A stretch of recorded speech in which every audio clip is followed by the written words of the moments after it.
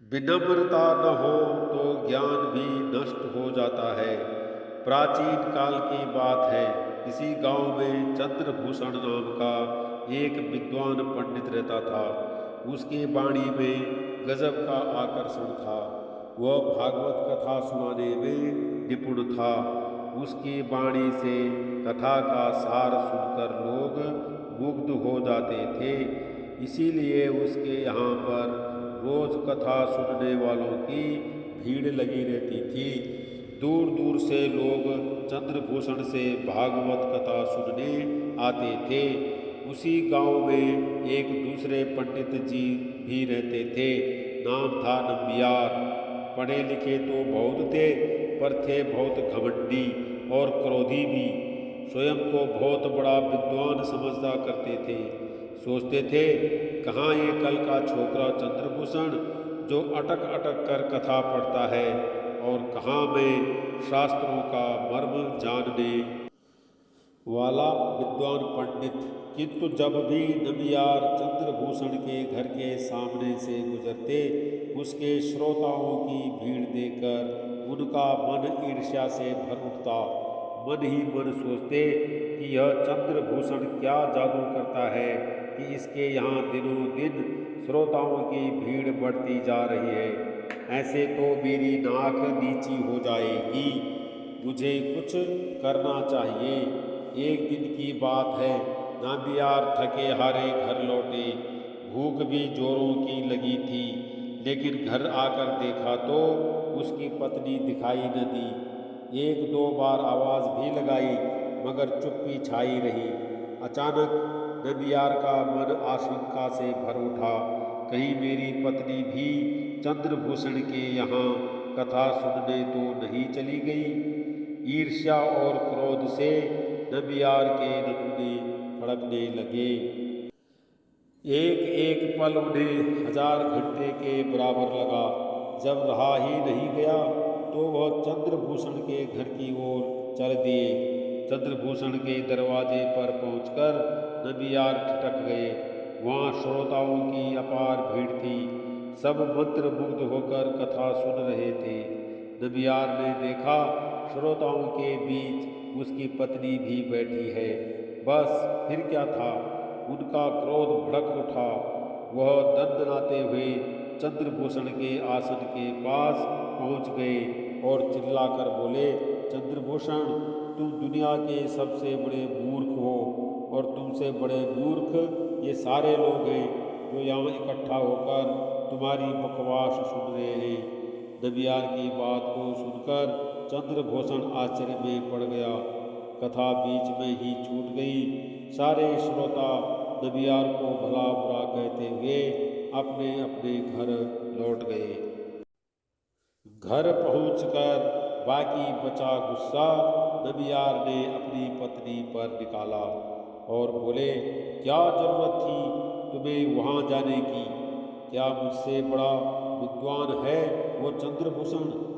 मेरे पास शास्त्रों का भंडार है, मगर तुम्हें कौन बताए? लगता है तुम्हारी खोपड़ी में तो बुद्धि ही नहीं है। आज अपने पति के व्यवहार के कारण पत्नी पहले से ही दुखी थी, तो पलटकर बोली, क्यों अपने मुँह मियाँ मिट्ठू बनते हो? तुम ऐसे ही बड़े हो तो चंद्रभूषण की तरह इतने लोगों को इकट्ठा करके दिखाओ। मैं तुम्हारे ज्ञान को मान लूंगी। मैं तो तुम्हारी जली कटी रोज सुनती हूँ, पर अब तुम दूसरों को भी अपमानित करने लगे हो। तुम्हें कोई और काम नहीं सिवा ईर्ष्या के। इतना कहकर तिलमिलाती हुई नाबियार की पत्नी भीतर चली गई।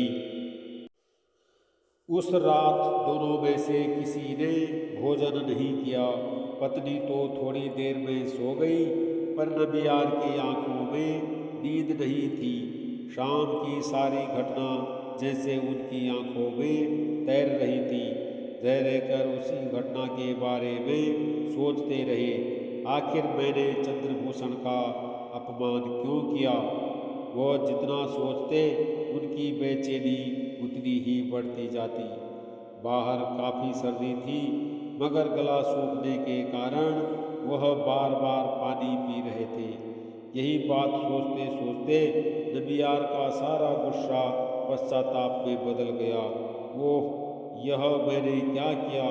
मेरे मन में भगवान की भक्ति के नाम पर इतना द्वेष, इतना क्रोध और चंद्रभूषण के स्वभाव में इतनी विनम्रता, इतना अपमान सहने के बाद भी वह एक शब्द न बोला। जैसे ही भोर का तारा देखा, नबियार ने पश्चाताप प्रकट करने हेतु चंद्रभूषण के घर जाने के लिए दरवाजा खोला। उन्होंने देखा चौखट के पास कोई आदमी कंबल ओढ़े बैठा है। वह जाड़े से सिकुड़ रहा था। जैसे ही नबियार ने कदम आगे बढ़ाया, वह उनके पैर छूने के लिए आगे बढ़ा। यह क्या करते हो? कौन हो तुम? कहते हुए नबियार पीछे हट गए। उस व्यक्ति को ध्यान से देखा। सामने हाथ जोड़े खड़ा व्यक्ति और कोई नहीं था, बल्कि कथावाचक चंद्रभूषण ही था। जब तक नबियार कुछ कहते, चंद्रभूषण बोल उठा, आपने अच्छा ही किया जो मेरा दोष मुझे बता दिया, लेकिन लगता है आप मुझसे अभी तक नाराज हैं। मैं रात भर यहाँ बैठकर आपका इंतजार करता रहा। शायद आप बाहर आए और मैं आपसे क्षमा मांगू। नबियार तो पहले से ही लज्जित थे। उन्होंने लपक कर चंद्रभूषण को अपने गले से लगा लिया। बोले, भाई, दोष मेरा है, तुम्हारा नहीं। मैं घमंड में अंधा हो गया था। तुमने अपनी विनम्रता से मेरा घमंड चूर चूर कर दिया। सच कहता हूँ, तुमने मेरी आंखें खोल दी। वास्तव में यदि विनम्रता न हो तो ज्ञान भी नष्ट हो जाता है। क्रोध पाप का मूल है। क्रोध मिटावत मान। क्रोध कभी ना कीजिए, या में नरक निधान।